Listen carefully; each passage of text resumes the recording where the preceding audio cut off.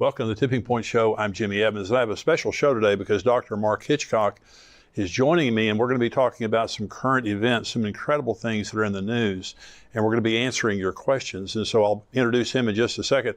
Let me say thank you to everyone who was a part of the Tipping Point Conference. It was fantastic. We had such a great time, and you can still get it now in times.com. You can still get the full conference, the one that we live streamed, and you can watch it for up to 30 days. And so it's going to be it was a fantastic conference. Thank you for I got to meet a lot of you there. It was great to meet you, but thank you for coming. I hope you had a wonderful time. All of you who were there physically, also all of you who live streamed. There were lots of folks all over the world who live streamed that event. We're going to be doing it again next year, so you can go ahead and get your tickets for next year if you want to on endtimes.com. I'm honored to have joining me today Dr. Mark Hitchcock, and he is a regular contributor here on Tipping Point, and he's also the senior pastor of Faith Bible Church in Edmond, Oklahoma. He's a brilliant theologian, and he's written over 30 books on the end times. Mark, great to have you with me today. Yeah, great to be with you. You did a great job at the conference. I thought your message on 2 Thessalonians was fantastic. I hope everybody that didn't hear it, I hope they'll be able to get to hear that, because it was, 2 Thessalonians is such a phenomenal text. It is. Related to the end times, and you broke it down so beautifully. Well, thank you. Yeah, there's a lot of unique stuff there, about the removal of the restrainer and about the rebuilt temple, and also and about the Antichrist. So, yeah, it's a very unique passage. So, yeah, that's what I do here at the church. I go through passages of the Bible every week. So I thought at a prophecy conference, it'd be a good thing to do. Just take a text and go through it. So I enjoyed that. Well, you're a theologian, and you've written over 30 books on the end times, and you have such a mastery of the topic. And, for everyone, it's just good to hear it laid out so carefully so that we can understand it. So we're going to talk about some issues that are in the news, and there's some unbelievable stuff. I keep thinking every week, I'm going to run out of things to talk about, and every week I look at the news like, oh my gosh. Yeah. So this is the article, the title of this, and this is Prophecy News Watch, is How a Cashless Society is a Precursor to Enforcing the Mark of the Beast. Now, this is amazing. Let me read some of this article. Joe Rogan is a comedian, podcast host, and UFC commentator. His podcast, which I do not endorse with the rank language he often uses, and I'm reading from the article here, has over 15 million subscribers. He's a major influencer in our culture today, and an unbeliever. A couple of weeks ago, he had a guest named Duncan Trussell, who is a stand-up comic, writer, and actor. Surprisingly, they discussed for quite some time how a cashless society is a precursor to enforcing the mark of the beast. During his program, Joe Rogan asked, how long before we're a cashless society? Trussell responded, hopefully forever. It is so scary to imagine losing privacy completely, because every transaction is in the public eye and is observable. This is where I get scared, because it is too similar to the mark of the beast. Now, these are two unbelievers talking. Yeah, sure. It's too similar. That's amazing. He says it is too similar to exactly what the Bible says in the book of Revelation. You won't be able to trade. You won't be able to do anything unless you have the mark, unless you bear the mark. This response led Joe Rogan to say, how's the mark of the beast described in the Bible? I think we're onto something here. Rogan then pulled up the Bible and read from Revelation 13, a section that describes the coming false prophet, a kind of second in command or the lieutenant of the coming Antichrist, who is going to make an image to him.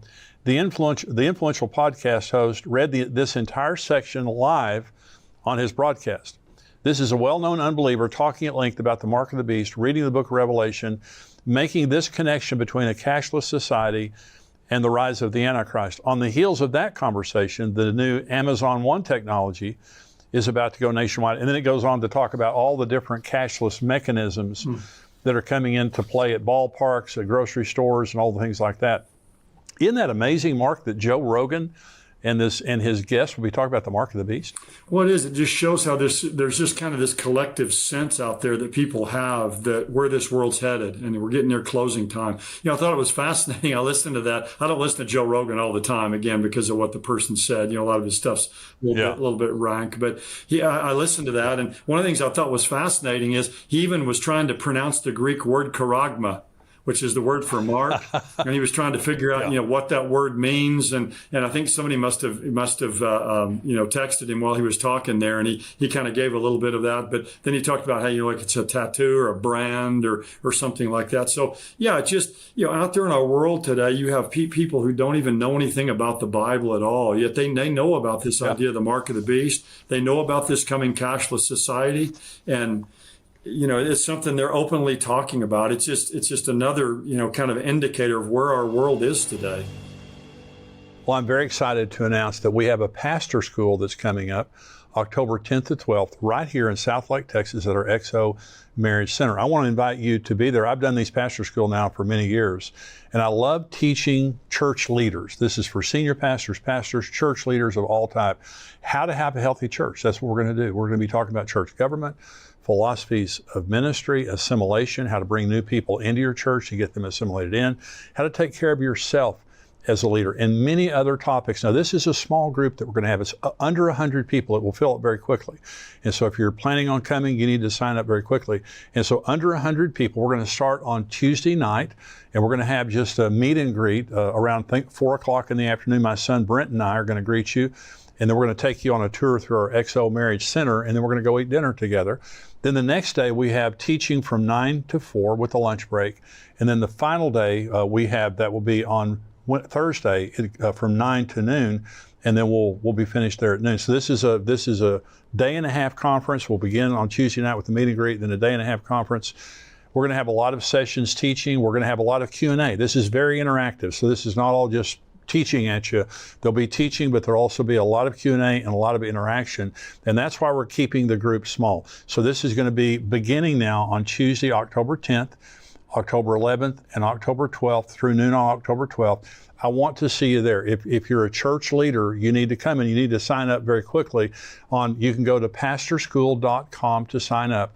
It's $299 a person, but if you bring a group of 5 or more, it's $199 a person. You can bring your whole team. You can bring your whole crew if you want to, or you can come by yourself or just as a couple. And again, we've done this for many years, and churches are transformed. I've pastored for 30 years, if you don't know that. And the church that I pastored grew from 900 to over 10,000 during the time that I pastored, and it was a healthy church. Now, Pastor Jimmy Witcher, who's coming to teach at Pastor School, he still pastors that same church, and is still a healthy, thriving church. We want to teach you how to do church. We want to teach you how you can succeed. We have a session on finances, leading through the finances of your church, how to be a financial leader at any level that you're at. So this is going to be a very practical time of teaching you the things that we know, and also answering your questions. If you have something that you're dealing with, come and you can ask a question, and we'll help you with right there where you're living. Pastor School coming up October 10th through 12th right here in Southlake, Texas at our XO Marriage Center here. I want you to be there. Go to pastorschool.com to sign up. God bless you. If you understand the implications of a cashless society, it's terrifying. Oh, yes. Because the COVID told us that the dictatorial nature of much of the government. In fact, the world government today is dictatorial. The World Health Organization, the World Economic Forum, the United Nations, they want to dictate to us.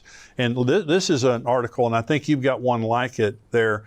UN's vision of the future, one digital ID to rule us all. And I'm reading from the article now. The United Nations recently published 3 new policy briefs to provide more detail on certain proposals contained in our common agenda. The UN Secretary General's vision for the future of global cooperation that will be decided at the Summit of the Future in September 2024. These briefings, a global digital compact, reforms to the international financial architecture, and the future of outer space governance sets out a chilling course for the future. Among the proposals are a new apex body in charge of the entire financial system that will enhance its coherence and align its priorities with the 2030 Agenda for Sustainable Development. This could, according to Secretary General Antonio Guterres, be done through a biennial summit between the Group of 20, Economic and Social Council, the Secretary General, and heads of international financial institutions. This will further integrate the G20 with the United Nations into a body that can be described as an economic security council. It also seems like a perfect nest for the apex predators that run the international banking system. A vital part of the agenda is also a digital connectivity and the establishment of a global digital compact. This can be described as a cybernetic organ consisting of a digitally connected network of people, entities, devices, and things that can easily be directed by those who run the system. And it then goes on to talk about the last of this article, a digital ID can help unlock new opportunities, but can also introduce risks and challenges that can be used to undermine human rights, for example, by enabling civil society to be targeted or select groups to be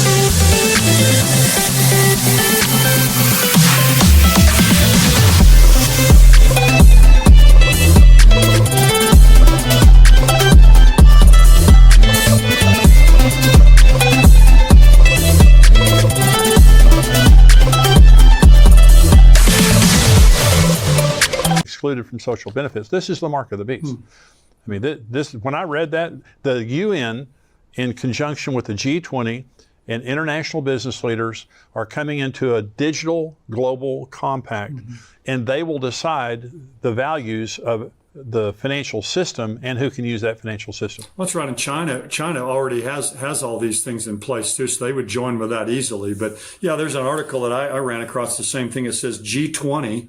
They met in India just this last week, unveils global digital currency plan. And that says that G20 leaders agreed to build infrastructure for digital currencies and IDs. So along with these IDs, you have a digital currency where they're able to, track your money, trace your money, control what you spend. Your money is expirable. But it says at the G20 summit in New Delhi, leaders from the world's leading rich and developing nations have agreed to a plan to implement digital currencies and digital IDs. This comes amid concern that governments might use digital currencies and IDs to monitor their people's spending and crush dissent. Well, that's exactly what the point of it is. So, people already know what it's about before it even happens. But they'll implement then probably something like China's social credit score, decide how people can spend their money. Yeah. So all of this, coalescing, you have these IDs, but then the digital currency along with that is exactly what they need. And it's a lot easier to control the world economically than it is militarily or politically. That's exactly right. So the economic feature of this, and that's why it's called the World Economic Forum. It's about economics, that they want economic control to begin with and these global IDs. And once you have that, then basically you're able to subjugate really the entire population of the world. Absolutely. Well, the World Health Organization is trying to get a treaty passed that would give them global governance, not the elected leaders. This would be over the United States, over all the countries of the world. If this treaty goes through, and they're trying to get it through by 2024, and I'm going to have Michelle Bachmann, former Congresswoman Michelle Bachmann, on the show here in a few weeks, and we're going to be talking about this. But everything is looking forward to global control. The World Health Organization, the World Economic Forum, the G20, the United Nations, they're all talking about digital, and the World Health Organization is talking about a digital passport that you can't get around. That you would not be able to travel unless you've been vaccinated or been boosted or whatever. They'll make the rules, but they can unilaterally come into any nation and declare an emergency and shut them down, shut the schools down, shut the businesses down. It's unbelievable. Well, and you mentioned the year 2030. It's interesting how often that date keeps popping up. climate change people are saying that 2030 is the year it's going to be irreversible. Kind of to use the title of your book, that's the tipping point. The year 2030 is going to be this climate change tipping point. Just this week you have Saudi Vision 2030. You have the Agenda 2030 of the World Economic Forum. You have the 2030 Agenda of the United Nations. You mentioned that date a bit ago, and I think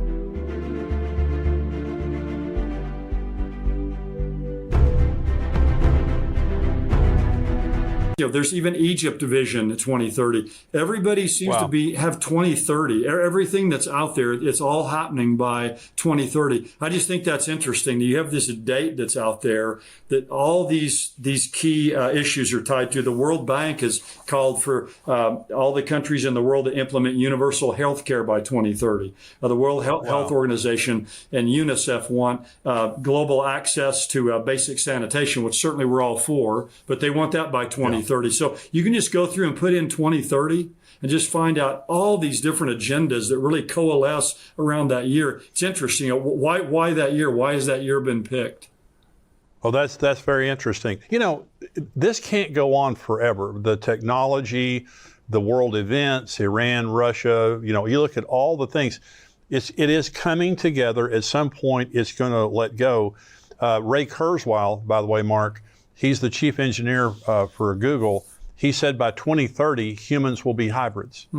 They're looking at, by the time we get there, that we'll begin to interface. It will be common by that point. Well, Elon Musk has Neuralink, the chip that goes in your head, which has some good uses, Parkinson's and that kind of stuff. But he also wants to put that in children's brains and to link them up to the cloud so they can be educated dramatically faster.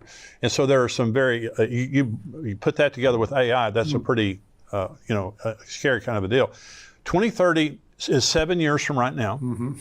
And so it would be interesting to see, if by 2030 we're in the tribulation or, getting close to the tribulation or something like that.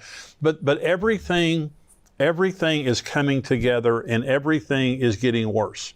I don't see anything getting better, including the church. Right. Now, there are places in Iran, for example, there's a revival in Iran, but you look at the church in America, we're struggling. We're losing members. Sure. People are turning away from God. Yeah, I thought it was interesting that the speech that opened the UN General Assembly this week, Antonio Guterres, who's the UN General Secretary, he opened the 78th session of the UN General Assembly, said the world is becoming unhinged as geopolitical tensions rise and the world seems incapable of coming together to respond to mounting global challenges.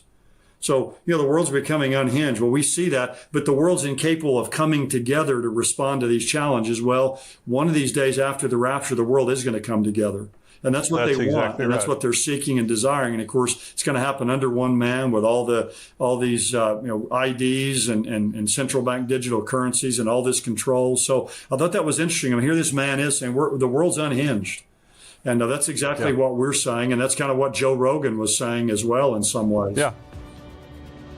Hey, thank you for joining me for Tipping Point today. If you want to see the entire podcast, go to endtimes.com. Become a subscriber for $7 a month. We would love to have you be a part of our family, the Tipping Point family. And we have an entire community that comes together, prays for each other. They comment on the podcast and the articles and everything. We'd love to have you be a part of that. Get all of our podcasts, all of our articles all week long, and the full Tipping Point show. Go to endtimes.com for $7 a month. Become a subscriber. God bless you.